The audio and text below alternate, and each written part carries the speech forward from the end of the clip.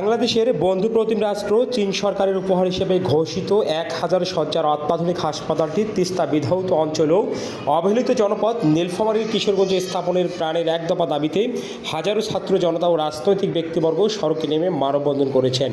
দ্বিতীয় দিনের মতো সোমবার 21 এপ্রিল সকালে চীনা হাসপাতাল বাস্তবায়ন দাবি কমিটির ব্যানারে বরবটি ইউনিয়ন পরিষদের সামনে সড়কে হাজারো ছাত্র জনতা ও রাজনৈতিক ব্যক্তিবর্গ ঘণ্টাব্যাপী মানববন্ধনে অংশগ্রহণ করেন। বাস্তবায়ন দাবি কমিটির আহ্বায়ক ও সাবেক অধ্যক্ষ আব্দুর রৌফের সভাপতিত্বে মানববন্ধনে বক্তব্য দেন বরবটি ইউনিয়ন চেয়ারম্যান ও দাবি কমিটির প্রধান উপদেষ্টা আলহাজ ফজলার রহমান, বরবটি ইউনিয়ন বিএনপির সভাপতি শিক্ষক জামিল হোসেন, দাবি কমিটির সদস্য শিক্ষক রুহুল আমিন, হোসাইন মোহাম্মদ সেলিম রেজা প্রমুখ। এই সময় বক্তারা হাসপাতালটি স্থাপনের যৌক্তিক দাবি তুলে ধরে বলেন, উপজেলার বরফিটা ইউনিয়নের মেলাবড় টডুয়াডাঙ্গায় 60 একর খাত জমি রয়েছে। এই জায়গায় হাসপাতাল স্থাপন করলে কোটি কোটি টাকা অধিগ্রহণ সাশ্রয় হবে।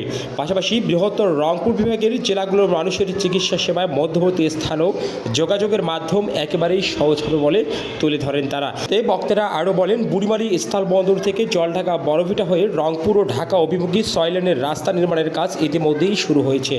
পাশাপাশি লালমনিরহাটের পুরনো বিমানবন্দর চালু করার সিদ্ধান্ত নিয়েছেন সরকার। এতে করে বরফিটার মেলাবড় টডুয়াডাঙ্গা হাসপাতালটি স্থাপন করা হলে সব দিক থেকে যোগাযোগের মাধ্যম হবে সহজ বলে তুলে ধরেন তারা। এদিকে উত্তরবঙ্গের মধ্যে নীলফামারীর কিশোরগঞ্জ একটি অবহেলিত উপজেলা বলে তুলে ধরেন বক্তারা। এই উপজেলায় দারিদ্র্য সীমার নিচে বসবাসরত মানুষগুলো স্বাস্থ্য শিক্ষায় এখনও অনেকটাই পিছিয়ে। এখানে নেই কোনো কলকারখানা, ফলে কর্মসংস্থানের সুযোগ সৃষ্টি না হওয়ার আশঙ্কাজনক হারে বেকারত্বের হার বেড়েই চলেছে। অপরাপর এখানকার খেটে খাওয়া মানুষগুলোকে উন্নত চিকিৎসার জন্য রংপুর ও ঢাকায় যেতে হয় প্রতিনিয়ত। এই চিকিৎসার ব্যয়ভার মেটাতে গিয়ে অনেকে হিমশিম খাচ্ছে বলেও তুলে ধরেন বক্তারা। অনেকে চিকিৎসার অভাবে মৃত্যুবরণ করেছেন বলেও তুলে ধরেন তারা। ফলে এখানে চীনা হাসপাতালটি নির্মিত হলেই বৃহত্তর রংপুর বিভাগের মানুষ যেমন উপকৃত হবে, তেমনি কর্মসংস্থান হবে অনেক বেকার যুবক। সব দিক বিবেচনা করে অত্র এলাকায় হাসপাতালটি স্থাপনের জন্য বর্তমান সরকারের প্রধান উপদেষ্টা নোবেলজয়ী ডক্টর মোহাম্মদ ইউনূসের সদয় সুদৃষ্টি কামনা করেন বক্তারা। নীলফামারী থেকে Ashraful Islam Raju, staff reporter, MTV।